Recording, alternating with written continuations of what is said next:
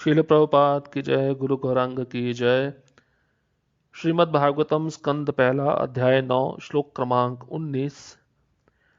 अस्यानुभावं भगवान वेद गुह्यतमं शिवा देवर्षि नारदः साक्षात भगवान कपिलो नृपा।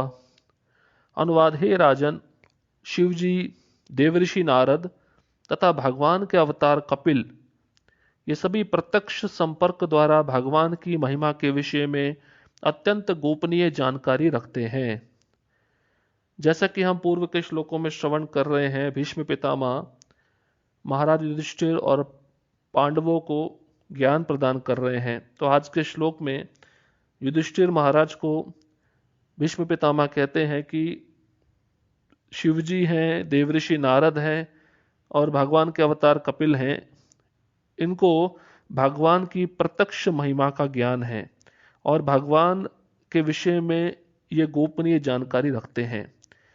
तात्पर्य में प्रभुपाद जी लिख रहे हैं, भगवान के सारे शुद्ध भक्त भाव ग्रहित होते हैं। वे ऐसे व्यक्ति होते हैं जो दिव्य प्रेममयी सेवा के द्वारा भगवान की महिमा को जानते हैं।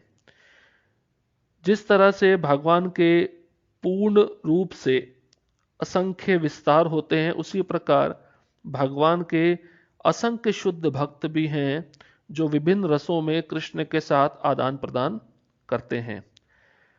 सामान्य रूप से भगवान के 12 महान भक्त महाजन हैं, जिनके नाम इस प्रकार से हैं: ब्रह्मा, नारद, शिव, कुमारगण, कपिल, मनु, प्रहलाद, भीष्म, जनक, शुकदेव गोस्वामी, बलि महाराज तथा यमराज।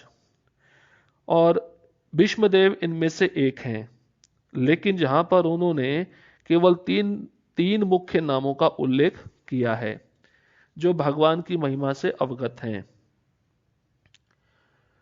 आधुनिक युग में महान आचार्य श्रील विश्वनाथ चक्रवर्ती ठाकुर भी कहते हैं, अनुभाव या भगवान की महिमा सर्वप्रथम आनंद विभोर भक्त द्वारा अनुभव की जाती है, जो प्रस्वेद मतलब पसीना आना, कंपन मतलब शरीर का कांपना, रुदन मतलब रोना और शारीरिक उद्गारों आदि के लक्षणों द्वारा प्रकट होती है। और भगवान की महिमा के लगातार ज्ञान से इन अनुभावों में वृद्धि होती है। तो शुद्ध भक्ति के कुछ लक्षण होते हैं जिनका यहाँ पे उल्लेख किया है। तो ये लक्षण कब प्रकट होते हैं? जब वह साधक पूर्ण रूप से शुद्ध हो जाता है, उसके हृदय से सारी भौतिक इच्छाएं समाप्त हो जाती हैं, तभी ये लक्षण अपने आप ही स्वतः उसके शरीर में प्रकट होते हैं। और जितना वह ज्यादा भगवान की महिमा का श्रवण करता है, तो इन भावों में और वृद्धि आने लगती है। तो यहां पर आगे बताते हैं, शुकदेव गोस्वामी या कुमारगण दिव्य पद पर स्थित होकर भी भाव के अन्य गुण द्वारा परिवर्तित होकर भगवान के शुद्ध भक्त बन गए। भगवान तथा उनके भक्तों के बीच दिव्य भाव का आदान प्रदान तब भी होता है जब भगवान भक्तों पर विपत्ति डालते हैं। भगवान स्पष्ट कहते हैं, मैं मेरे भक्त को संकट में डालता हूं और इस प्रकार मेरे साथ दिव्य भाव के आदान प्रदान से भक्त अधिक शुद्ध होता है। तो भगवान अपने भक्त पर संकट क्यों डालते हैं? क्योंकि संकट डालने पर भक्त उस समय भगवान का निरंतर चिंतन करता है और अधिक चिंतन करने मात्र से, अधिक भाव में आने से और भगवान के साथ आदान प्रदान करने से वह भक्त अधिक शुद्ध हो जाता है। भक्त को भौतिक विपत्तियों में डालकर उसे माया में भौतिक संबंधों से उद्धार करने की आवश्यकता होती है। भगवान अपने भक्तों के जीवन में विपत्तियां क्यों डालते हैं? क्योंकि भगवान चाहते हैं कि वह भक्त भौतिक संसार को त्याग कर, उससे ऊब कर, उससे दुख महसूस करके अपने को उद्धार कर ले। आगे बताते हैं कि जब भगवान इन भौतिक साधनों को छीन लेते हैं जो भक्तों के पास रहते हैं, तब भक्त भगवान के प्रेम भाव की ओर 100% आकृष्ट होता है और इस प्रकार भगवान पतित आत्माओं को संसार के कीचड़ से बाहर निकालते हैं। तो भगवान जब अपने भक्तों पर विपत्तियां डालते हैं, तो वह पाप कर्मों से उत्पन्न विपत्तियों से भिन्न होती हैं। इसका मतलब जो अभक्त रहता है उनके जीवन में दुख आता है तो वह उनके पाप कर्म का फल होता है। पर भक्तों के जीवन में जब दुख आता है तो वो भगवान की योजना होती है। श्लोक क्रमांक 20। यम मन्यसे मातुल्यम प्रियम मित्रम सुहत्तमम अक्करहो सचिवम दूतम सौहृदादत्त सारथिम। अनुवाद: हे राजन, तुमने अज्ञानवश ही जिस व्यक्ति को अपना ममेरा भाई, अपना अत्यंत प्रिय मित्र, शुभैषी, मंत्री, दूत, उपकारी इत्यादि माना है, वह स्वयं भगवान श्री कृष्ण हैं। तो यहाँ पर भगवान पांडवों के लिए कितने रूप में कार्य किए, यहाँ पे भीष्म पितामह उनको बता रहे हैं कि भगवान कृष्ण पांडवों के ममेरे भाई हैं, लेकिन मित्र की तरह उन्होंने कार्य किया, एक हितैषी की तरह, एक मंत्री की तरह, दूत बनकर गए, उपकारी की तरह। तो भी वे थे तो पूर्ण पुरुषोत्तम भगवान ही। अपनी हेतु की कृपावश तथा अपने अनन्य भक्तों पर कृपा जताने के लिए वे सभी प्रकार की सेवा करते हैं। लेकिन इसका अर्थ यह नहीं लगाना चाहिए कि उन्होंने परम पुरुष के रूप में अपना पद बदल दिया है। भगवान अपने परम पुरुष रूप में ही रहते हैं, अपना पद खोते नहीं, परंतु अपने भक्तों पर अनन्य कृपा दिखाने के लिए, उनसे अपने प्रेम को बढ़ाने के लिए भगवान अपने शुद्ध भक्तों की सेवा भी करते हैं इन रूपों के माध्यम से। श्लोक क्रमांक 21। सर्वात्मना समदृशो हृदयस्यान्नहं कृते तत्कृतं मतिवैषम्यम निरवध्यस्य न क्वचित। अनुवाद: पूर्ण पुरुषोत्तम भगवान होने के कारण वे प्रत्येक के हृदय में विद्यमान हैं। वे सबों पर समान रूप से दयालु हैं और भेदा भेद के मिथ्या अहंकार से सर्वथा मुक्त हैं। अतः वे जो कुछ करते हैं वे भौतिक उन्माद से मुक्त होता है, वे समदर्शी हैं।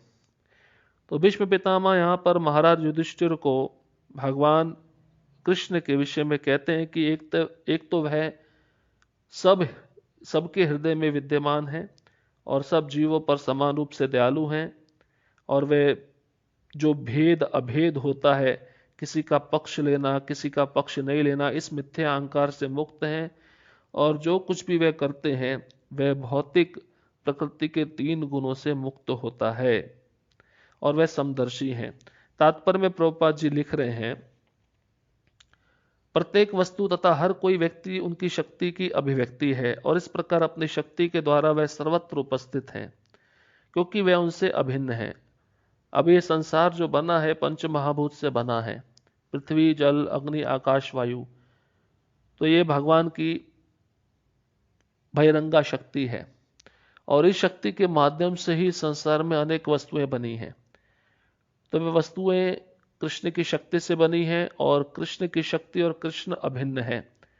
तो हम समझ सकते हैं, तो इसका अर्थ ये नहीं होता है कि आप किसी भी वस्तु की पूजा करनी शुरू कर दो। वास्तव में देखा जाए, भगवान की पूजा एक अर्चा विग्रह के रूप में की जाती है, क्योंकि उस विग्रह में भगवान को प्रतिष्ठित किया जाता है, जिसके माध्यम से भक्त ये समझता है कि इस अर्चा विग्रह की सेवा करने पर मुझे अवश्य शुद्धि प्राप्त होगी और मैं भगवत धाम वापस जाऊंगा। प्रभुपाद जी तात्पर्य में लिखते हैं कि कृष्ण अर्जुन के सारथी के रूप में प्रकट हुए तो उनके उच्चस्थ स्थिति में कोई अंतर नहीं पड़ता। यह तो भक्ति में सेवा की शक्ति होती है जो उन्हें सारथी या दूत के रूप में प्रदर्शित करती है। क्योंकि जीवन की भौतिक अवधारणा से उनका कोई सरोकार नहीं है, क्योंकि वे परम आध्यात्मिक सत्ता है, अतः उनके लिए कोई कर्म ना तो उत्कृष्ट है और ना निकृष्ट। प्रभुपाद जी सूर्य का उदाहरण देते हुए कहते हैं कि सूर्य की पहचान सूर्य की किरणों से होती है और सूक्ष्म कण से भी उस सूर्य की पहचान की जाती है। इस प्रकार भगवान अपनी विभिन्न शक्तियों के द्वारा सर्वत्र फैले हुए हैं। तो भगवान की पहचान उनकी शक्तियों के द्वारा की जाती है, जिस प्रकार सूर्य की पहचान उनकी किरणों से, उनके कणों से की जाती है। अतएव वे अपने को किसी वस्तु से भिन्न नहीं मानते। अतएव वे अपने शुद्ध भक्त के सारथी बनकर अपने को निकृष्ट नहीं मानते। यह तो शुद्ध भक्त की महिमा ही है कि वह अपने प्रिय भगवान से सेवा करा लेता है। तो भी आप बताइए कि भक्त श्रेष्ठ हुआ या भगवान श्रेष्ठ हुआ? तो इस स्थिति में तो भक्ति श्रेष्ठ माना जाता है, क्योंकि वह भगवान को अपने वशीभूत करके उनसे कुछ भी करा सकता है। कारण क्या है? उसकी शुद्ध प्रेममयी सेवा। श्लोक क्रमांक 22। तथाप्यकांत भक्तेषु पश्ये भूपानुकंपितम जन्मे अंशुस्तेजतः साक्षात कृष्णो दर्शनमागता। अनुवाद: सबों पर समान रूप से दयालु होते हुए भी वे अब कृपा पूर्वक मेरे समक्ष आए हैं जब मैं मेरे जीवन का अंत कर रहा हूं, क्योंकि मैं उनका अनन्य सेवक हूं। तो यहाँ पे भीष्म पितामह कहते हैं भगवान कितने दयालु हैं। जब मैं अपने जीवन का अंत करने जा रहा हूं, वे मेरे समक्ष उपस्थित हो गए हैं, मेरे पे कृपा किया है। तात्पर्य में प्रभुपाद जी बता रहे हैं कि भगवान कृष्ण सब पर समदर्शी हैं, तब भी अपने अनन्य भक्तों के प्रति वे विशेष कृपालु रहते हैं, क्योंकि उनके भक्तगण उन्हीं को अपना रक्षक तथा स्वामी मानकर पूर्ण रूपेण उनके शरणागत होते हैं। कृष्ण को अपना रक्षक, मित्र तथा स्वामी मानकर उनमें अनन्य श्रद्धा रखना शाश्वत जीवन की सहज अवस्था है। जिस प्रकार से मछली पानी से अलग नहीं रह सकती, आप उसको पानी से बाहर निकाल देंगे तो वह तड़फने लगेगी या मर जाएगी, उसी प्रकार जीव का शाश्वत स्थिति है कि वह कृष्ण का दास बन के रहे। जिस समय वह कृष्ण को छोड़ देता है या कृष्ण के दासत्व को त्याग देता है, तो उसी क्षण से उसके जीवन में कष्ट शुरू हो जाते हैं। सर्वशक्तिमान की इच्छा से जीव इस तरह बनाया गया है कि जब वह पूर्णतया आश्रित रहता है तब वह सर्वाधिक सुखी होता है, और जब जीव की विपरीत मनोवृत्ति हो जाती है तो यही विपरीत मनोवृत्ति उसके पतन का कारण बनती है।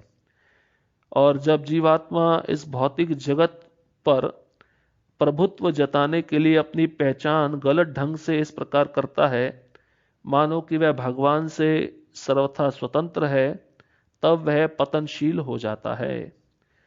सारी कठिनाई की जड़ मिथ्या अहंकार है। मनुष्य को चाहिए कि प्रत्येक दशा में वह भगवान के प्रति आकृष्ट हो। भीष्म पितामह की मृत्यु शैया के निकट भगवान श्री कृष्ण इसलिए प्रकट हुए थे क्योंकि भीष्म पितामह कृष्ण के अनन्य भक्त हैं। अर्जुन का कृष्ण से कुछ शारीरिक संबंध था, क्योंकि भगवान उनके ममेरे भाई लगते थे, किंतु भीष्म के साथ उनका कोई शारीरिक संबंध नहीं था। अतएव आकर्षण का कारण आत्मा से घनिष्ठ संबंध था, क्योंकि ये आत्मा कृष्ण का शाश्वत अंश है। जब हम भगवान को उनके भक्तों के साथ जोड़ के उनका नाम पुकारते हैं तो भगवान को यह शारीरिक संबंध बहुत अच्छा लगता है। भगवान को जब महाराज नंद या यशोदा का पुत्र कहा जाता है या राधा रानी का प्रेमी कहा जाता है तो वे अधिक प्रसन्न होते हैं। भगवान के साथ इस प्रकार का शारीरिक संबंध होना भी भगवान की प्रेममयी सेवा के आदान प्रदान का एक और लक्षण है। इसलिए भीष्म पितामह हमेशा कृष्ण को विजय सखे, पार्थ सखे आदि कहकर बुलाते थे, ठीक वैसे ही जैसे उन्हें नंद नंदन, यशोदा नंदन कहकर पुकारा जाता है।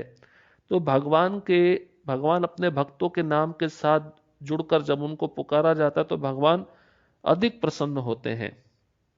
क्यों? क्योंकि उनसे दिव्य मधुर संबंध स्थापित करने का सबसे अच्छे तरीका यह है कि मान्य भक्तों के माध्यम से उन तक पहुंचा जाए। तो भगवान तक पहुंचना तो उनके भक्तों के माध्यम से ही जाना पड़ेगा। तो जब आप उन भगवान के नाम के साथ उनके भक्त का नाम जोड़ दोगे तो भगवान आप पे अधिक कृपा करेंगे। श्लोक क्रमांक 23। भक्त्यावेश मनो यस्मिन् वाचा यन्नाम कीर्तयन् त्यजन कलेवरम योगी मुच्यते काम कर्म भी। अनुवाद: वे पूर्ण पुरुषोत्तम भगवान जो एकाग्र भक्ति तथा चिंतन से एवं पवित्र नाम के कीर्तन से भक्तों के मन में प्रकट होते हैं, वे उन भक्तों को उनके द्वारा भौतिक शरीर को छोड़ते समय सकाम कर्मों के बंधन से मुक्त कर देते हैं।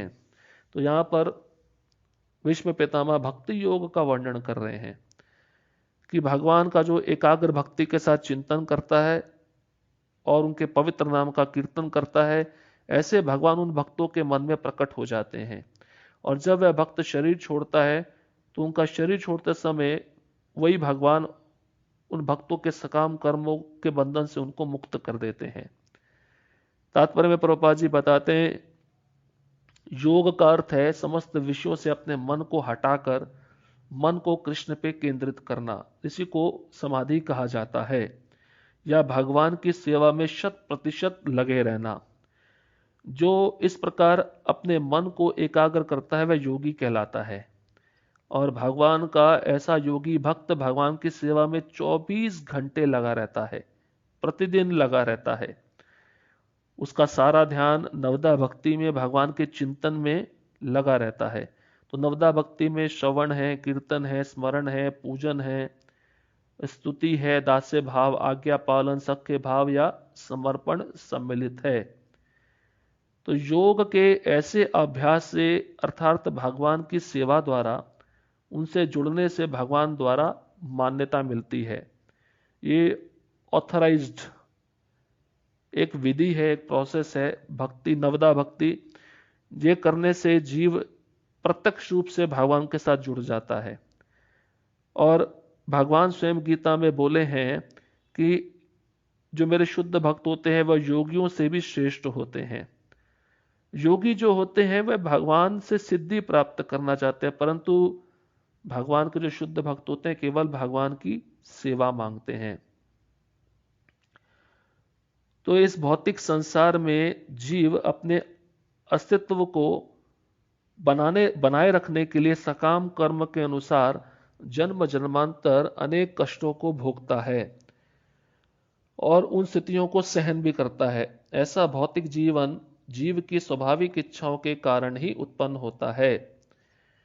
भगवान की भक्ति में सेवा से जीव की स्वाभाविक इच्छाओं को मारा नहीं जा सकता, अपितु वह भक्ति में सेवा के सही कार्य में लगाई जाती हैं। तो इंद्रियों और मन में भौतिक इच्छाओं का आना, आप इन भौतिक इच्छाओं को खत्म नहीं कर सकते। इन भौतिक इच्छाओं को आध्यात्मिक इच्छाओं में बदल दीजिए, तभी आपकी ये इंद्रियां, आपका मन शुद्ध हो जाएगा और भक्ति योग के माध्यम से ये भौतिक शरीर को त्यागने से पहले अपने समक्ष भगवान के नाम का उच्चारण करना मतलब भगवान के धाम जाने जैसा है। तो यहाँ पर प्रत्यक्ष अपना शरीर छोड़ते समय भीष्म पितामह कृष्ण को देख रहे हैं। श्लोक क्रमांक 24। सदेव देवो भगवान प्रतीक्षताम कलेवरम यावदिदम हिनोमयम् प्रसन्नः सारुणलोचनोल्लस मुखाम्बुजो ध्यान पतश्च चतुर्भुजा। अनुवाद। चतुर्भुज रूप उगते सूर्य की भांति अरुण नेत्रों तथा सुंदर रीति से सजाए मुस्कुराते कमल मुख वाले मेरे भगवान, आप उस क्षण तक यही मेरी प्रतीक्षा करें जब तक मैं अपना ये भौतिक शरीर छोड़ ना दूं। तो यहाँ पर भीष्म पितामह कृष्ण को प्रार्थना करें, जब तक मैं अपना शरीर नहीं छोड़ता तब तक आप यहीं पर रहिए। भगवान ने उस समय अपना चतुर्भुज रूप दिखाया और उनके आंखें थी वह अरुण नेत्रों जैसी सुंदर थी और उनका मुस्कुराता हुआ कमल मुख था।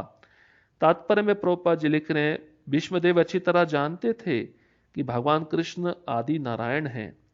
उनके आराध्य देव चतुर्भुज नारायण थे, लेकिन वे ये जानते थे कि ये चतुर्भुज नारायण भगवान कृष्ण के पूर्ण अंश हैं। तो देखिए वहां पर कृष्ण ने चतुर्भुज रूप धारण कर लिया। इसका अर्थ है कि जो विष्णु है, जो नारायण है, वो कृष्ण से आते हैं। क्यों किया था नारायण का चतुर्भुज रूप धारण? क्योंकि विष्णुदेव नारायण की पूजा करते थे। विष्णुदेव को निश्चित पता था कि इस शरीर को त्याग कर वह वैकुंठ लोक जा रहे हैं, तो भी विनीत वैष्णव के रूप में उन्होंने भगवान की सुंदर मुखाकृति देखनी चाहिए। उन्होंने सोचा कि कहीं इस शरीर को छोड़ने के बाद वह भगवान का दर्शन ना भी कर पाए। वैष्णव को कभी गर्व नहीं होता, वह भगवान अपने भक्तों को अपने धाम में प्रवेश करने की गारंटी देते हैं। यहाँ पर भीष्मदेव कहते हैं, जब तक मैं अपना शरीर त्याग ना दूं, इसका अर्थ यह है कि ये महान सेनापति अपनी इच्छा से शरीर त्याग करेंगे। वे प्रकृति द्वारा बाध्य नहीं थे, वे इतने शक्तिशाली थे कि जब तक चाहते अपने शरीर में बने रह सकते थे, और यह वर उनको उनके पिता से प्राप्त हुआ था। उनकी इच्छा थी कि भगवान अपने चतुर्भुज नारायण रूप में उनके समक्ष रहें, जिससे वह उनका ध्यान कर सके और समाधि दशा को प्राप्त हो लें। तब उनका मन भगवान का चिंतन करके पवित्र हो गया। फिर वे कहीं भी जाएं, इसकी उन्हें परवाह नहीं रहेगी। एक शुद्ध भक्त जो होता है, भागवत धाम वापस जाने के लिए कभी भी चिंतित नहीं रहता। वह तो भगवान की इच्छा पर पूरी तरह निर्भर रहता है, आश्रित रहता है। चाहे भगवान उसको नरक भेज दें तो भी वह समान रूप से तुष्ट रहता है।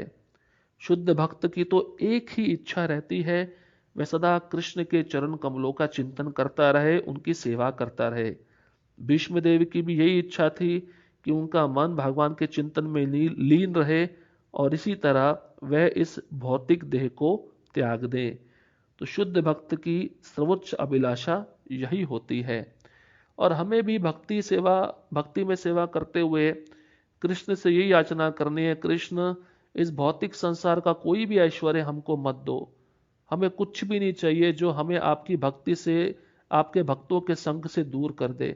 केवल और केवल एकमात्र हमारा भी अंतिम समय में ऐसा ही प्रार्थना हो कि हमें आपके चरण कमलों का चिंतन बना रहे और हमें आपकी सेवा मिलती रहे। बस हम आपसे यही याचना करते हैं। तो ये शुद्ध भक्ति का लक्षण है।